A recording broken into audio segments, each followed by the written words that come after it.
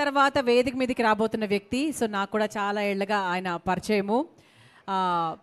అందరి బుర్రని ఆలోచింపజేసే విధంగా చేస్తారనమాట ఆయన ప్రశ్నలతో. మా బుర్ర శ్రీనివాస్ గారు, అందుకే ఆయన పేరు బుర్రా శ్రీనివాస్ గారు. బిఎస్ టాక్ షో ద్వారా అనేక మంది హృదయాల్లో స్థానాన్ని సంపాదించుకున్నటువంటి బుర్రకి పదును పెట్టేటువంటి మనిషి అని కూడా చెప్పొచ్చు మా బిఎస్ గారు. సో షార్ట్ ఫామ్ లో బిఎస్ గా మనందరికీ బాగా తెలుసు. సో బుర్రా శ్రీనివాస్ గారు senior journalist BS talk show ద్వారా సో గొప్ప గొప్ప షోస్ చేసినటువంటి సీనియర్ జర్నలిస్ట్ బిఎస్ గారికి ఒక్కసారి గట్టిగా చెప్పడానికి అభినందనలు తెలియజేద్దాం. Heartily congratulation.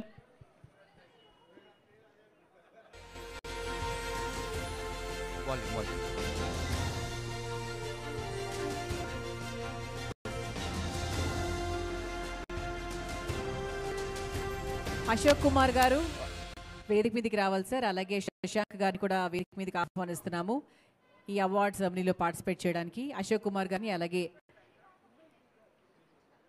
శశాంక్ గారిని కూడా వేదిక మీదకి ఆహ్వానిస్తున్నాము.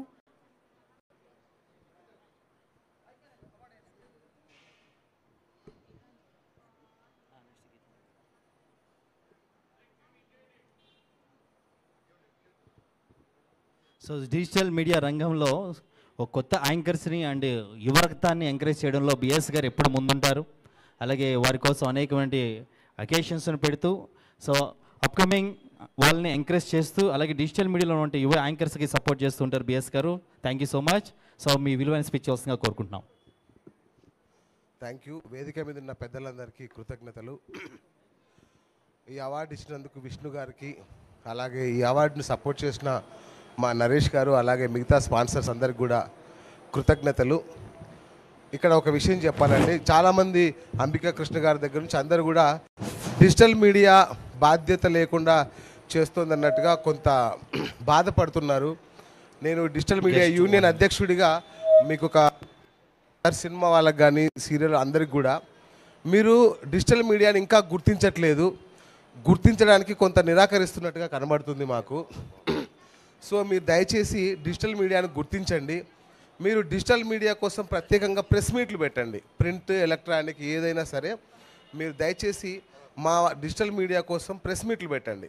మీరు కావాలంటే 1 మిలియన్ సబ్స్క్రైబర్స్ ఉన్న వాళ్ళు రావాలా, ఎలాంటి నిబంధనైనా పెట్టండి.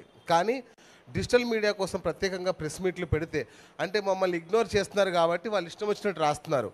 అదే వాళ్ళు వచ్చి మీ ముందు కూర్చుంటే తప్పు చేయడానికి అవకాశం ఉండదు. అది రాజకీయ నాయకులైనా సినిమా వాళ్ళైనా కూడా గుర్తించాలి.